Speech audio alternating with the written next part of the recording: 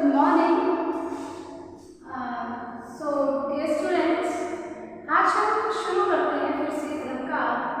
कल का जो हमारा टॉपिक था अलंकार, उसमें हमने ये किया था कि अलंकार जो शब्द है वो किस धातु से बना है, उसके अंदर कौन कौन से उसका शाब्दिक अर्थ क्या है एंड उसका वर्गीकरण कितने आधार पर किया गया है, और क्या किया था हमने कि अनुप्रास अलंकार किसे कहते हैं। यहाँ तक हमारा कंप्लीट हो चुका था। तो डियर स्टूडेंट्स, आज हम आगे के अनुप्रास को कंटिन्यू करेंगे जिसका नाम है यमक अलंकार। यहाँ पर अपने टॉपिक का नाम डालते हैं अलंकार। अलंकार के अंदर हम क्या करते हैं बेटा, यमक अलंकार को हम करेंगे। यमक अलंकार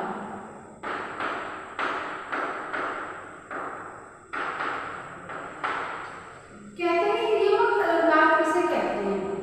यमक अलंकार के अंदर क्या होता है? अनुप्रास अलंकार में तो क्या है, वर्ण क्या की बात होती है, ठीक है। लेकिन हम यहाँ पर बात करते हैं कि यमक अलंकार के अंदर होता क्या है।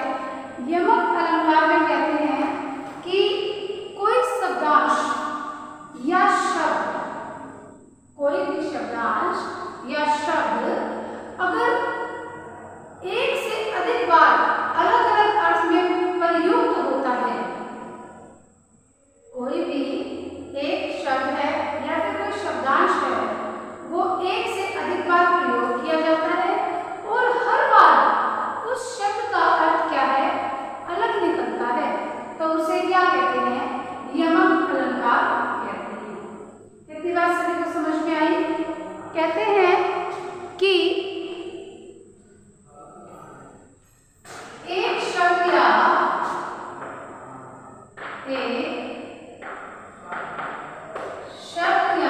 पूरे जब वाक्य में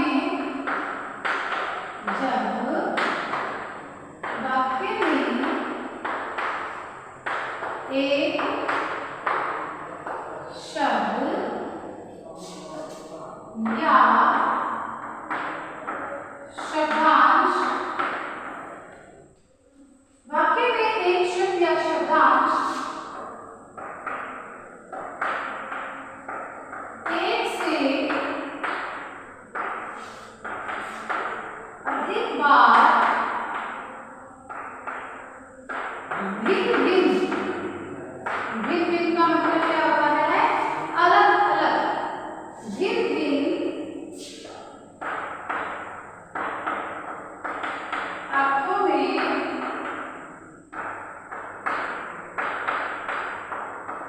प्रयोग, या तो ऐसे लिख लो कि भिन्न भिन्न अर्थों में प्रयोग किया जाता है, या भिन्न भिन्न अर्थों में प्रयोग हो, भिन्न भिन्न अर्थों में प्रयोग हो, वहां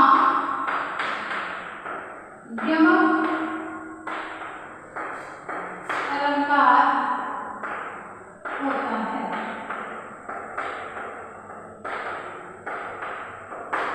उदाहरण के लिए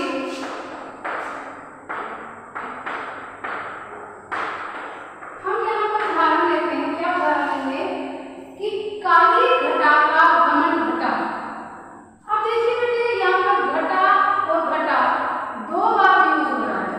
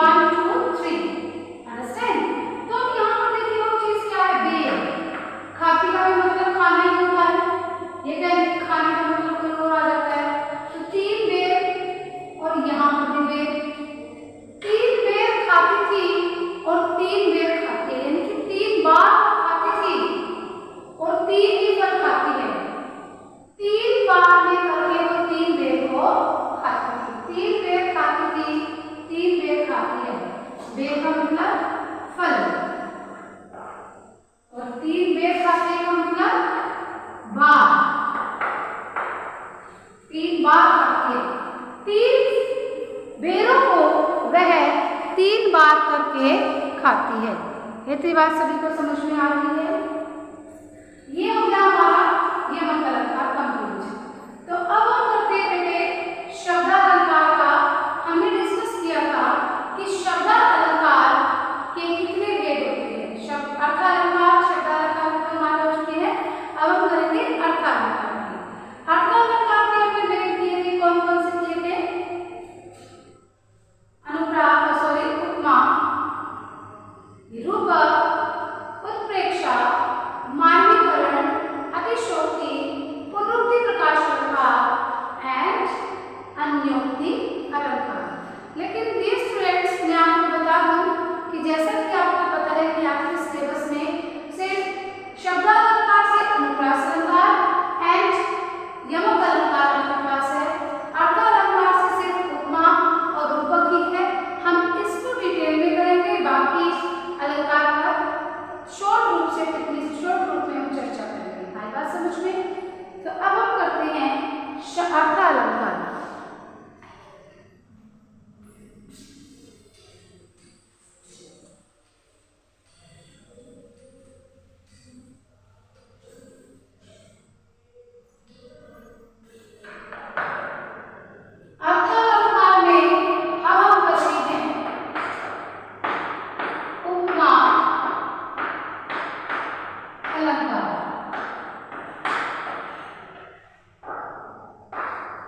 नाम से स्पष्ट होता है उपमा।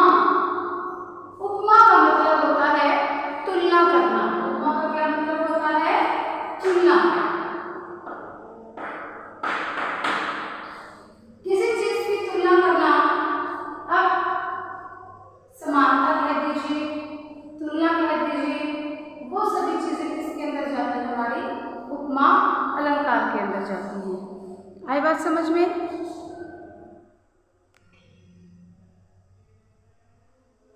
अब यहाँ पर उपमा अलंकार के अंदर बेटा क्या होता है कि जब किसी व्यक्ति, वस्तु या पदार्थ के गुणों को उत्कर्ष करने के लिए, मतलब उनको बड़े लेवल पर दिखाने के लिए किसी लोक प्रचलित या लोक प्रसिद्ध वस्तु से उसकी तुलना की जाती है, तो वो होता है उपमा अलंकार।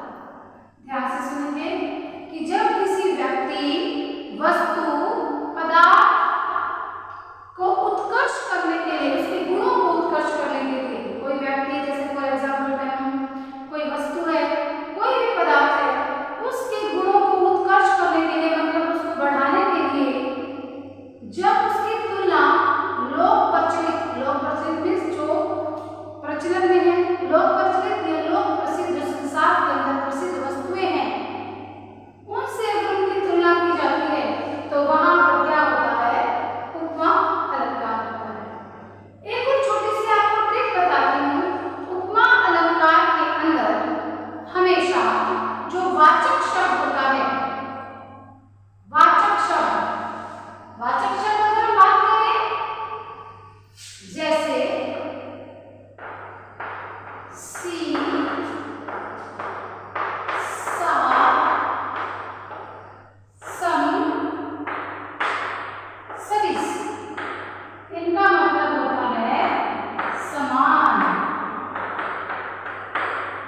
जहां पर वाक्य के अंदर वाचक शब्द सी, सा, सम, सदिश आदि आपको दिखाई देता है, तो वहां पर भी क्या होता है?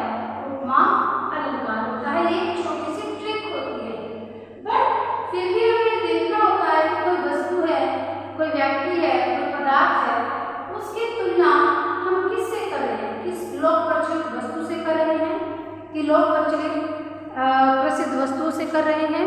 तो ये चीज हमको देखनी पड़ती है। तो इसके अंदर हम डेफिनेशन में क्या लिखेंगे? देखिए बेटा, डेफिनेशन इसकी क्या बनेगी? डेफिनेशन इसकी है, जब वाक्य में किसी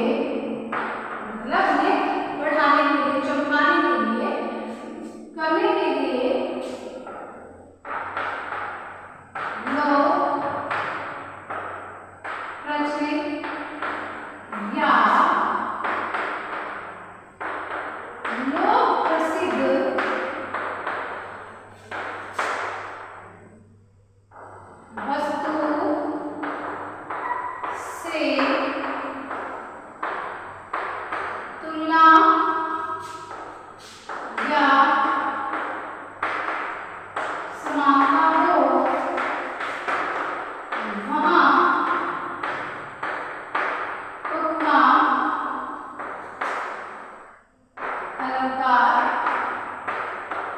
होता है। अब यहाँ पर बेटे बात करते हैं दूसरी डेफिनेशन की।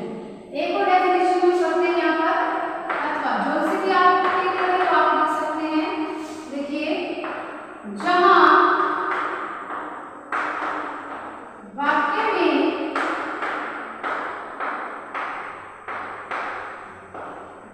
उपमेय से उपमान की समानता भी कह सकते हैं, हम तुलना भी कह सकते हैं, दोनों ही बातों में से कुछ भी लिख सकते हैं, वो गलत नहीं होगी। जहां पर उपमा अलंकार में उपमेय और उपमान, उपमेय व उपमान में समानता होती है, दिखाई दे, उसे उपमा अलंकार कहते हैं। उपमेय और उपमान का अर्थ पता होना जरूरी है। फॉर एग्जाम्पल, मखमल के झूले पड़े हाथी सा पीला, यानी कि मखमल के झूले की, जो झूले और हाथी, इनकी क्या है, तुलना की गई है कि जो हाथी है, जो झूला है, वो हाथी के समान ऊंचा है। मखमल के झूले पड़े हाथी सा पीला। अब सा वाचक शब्द जो इसमें क्या है, सा। मखमल के झूले पड़े हाथी सा पीला, इसके अंदर हाथी और पीला में उपमेय और उपमान का संबंध है। हाथी के समान पीला, इसमें उपमेय और उपमान का संबंध है। सा यहाँ पर वाचक शब्द है। एक और देखिए, पीपल पात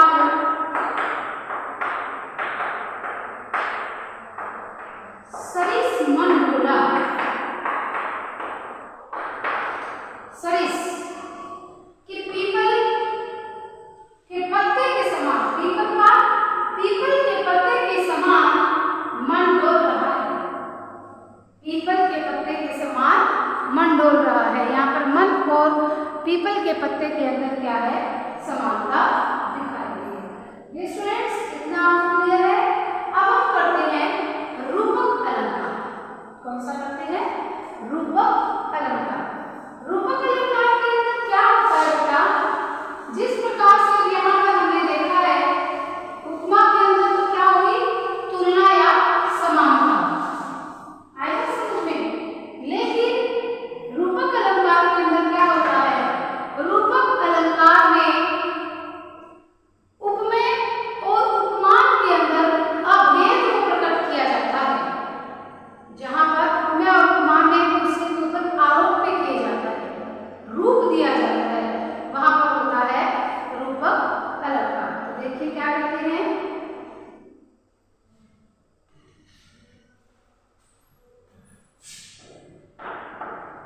रूपक अलंकार।